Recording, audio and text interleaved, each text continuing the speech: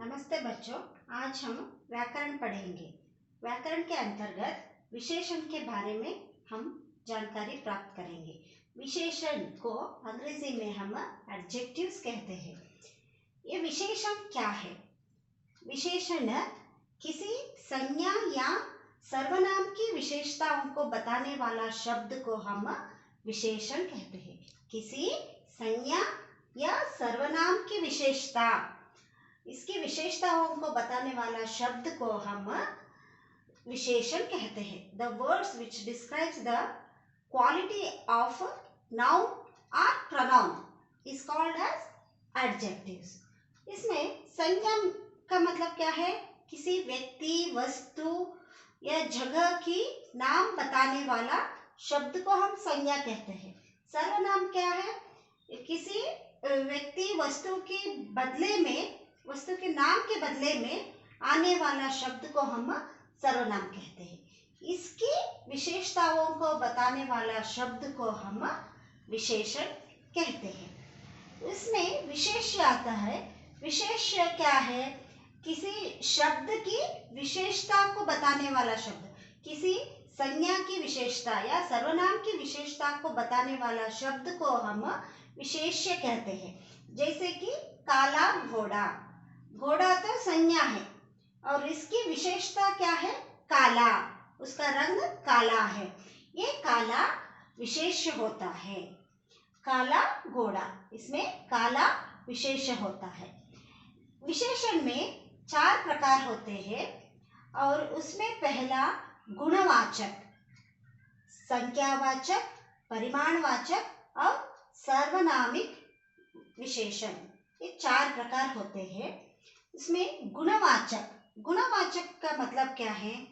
किसी संज्ञा या सर्वनाम की गुण को बताने वाला शब्द, गुण को बताने वाला शब्द को हम गुणवाचक कहते हैं। गुण में क्या क्या आता है? गुण में भाव, स्थिति, रंग, आकार, ये सब गुण के अंतर्गत आता है। भाव, इसमें अच्छा, मन की भावनाओं को बताने वाला या उसकी क्या विशेषता है उसको बताने वाला शब्द को हम गुणवाचक कहते हैं। जैसे कि अच्छा लड़का, हरा रंग, पूर्व दिशा, ये सब गुणवाचक के अंतर्गत आता है। उसके बाद संख्यावाचक, यहाँ पर नाम ही बताता है कि संख्या, संख्या का मतलब है नंबर्स, नाम बताने, संख्या को बताने वाला शब्द को हम संख्यावाचक विशेषण कहते हैं। किसी संज्ञा या सर्वनाम की संख्या को बताता है, इसको हम संख्यावाचक विशेषण कहते हैं। जैसे कि 2 लड़के, कुछ छात्र। इस संख्यावाचक में और 2 प्रकार होते हैं, एक निश्चय संख्यावाचक और अनिश्चय संख्यावाचक। निश्चय संख्यावाचक के अंतर्गत किसी संख्या को निश्चित रूप से बताया जाता है। जैसे कि 2 लड़के, 5 फूल, ये सब संख्या निश्चय संख्यावाचक के अंतर्गत आता है। 10 फूल बहुत सुंदर है, 2 लड़के पढ़ रहे हैं, ये सब निश्चित रूप से बताया गया है, इसलिए ये संख्यावाचक शब्द है। और कुछ छात्र, ये शब्द अनिश्चय रूप से होने के कारण इसको अनिश्चय संख्यावाचक कहते हैं। कुछ छात्र कक्षा में बैठकर पढ़ रहे हैं, कुछ छात्र कक्षा में पढ़ रहे हैं, ये सब संख्यावाचक के अंतर्गत आता है। उसके बाद परिमाणवाचक, परिमाणवाचक, परिमाण का मतलब है नापतोल करने वाला, किसी संज्ञा या सर्वनाम की नापतोल करके बताने वाला विशेषण को हम परिमाणवाचक विशेषण कहते हैं।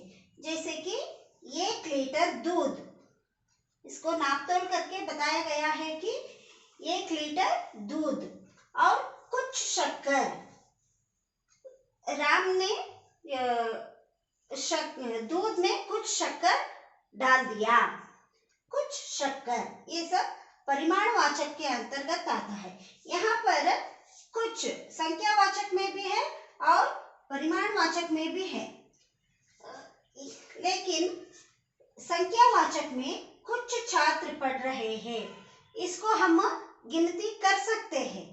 लेकिन परिमाणवाचक में कुछ शक्कर डाल दिया है, शक्कर का हम गिनती नहीं कर सकते हैं, इसलिए ये परिमाणवाचक बन जाता है।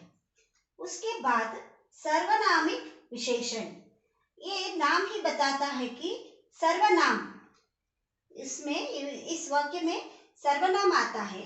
ये सर्वनाम संज्ञा से पहले आकर संज्ञा की बदले में नहीं आता है, संज्ञा से पहले आकर उसकी विशेषताओं को बताता है। इसे हम सर्वनामिक विशेषण कहते हैं।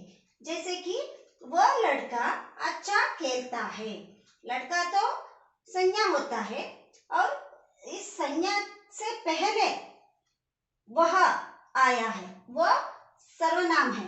वह लड़का अच्छा खेलता है, ये यहाँ की विशेषता है, अच्छा खेलना विशेषता है।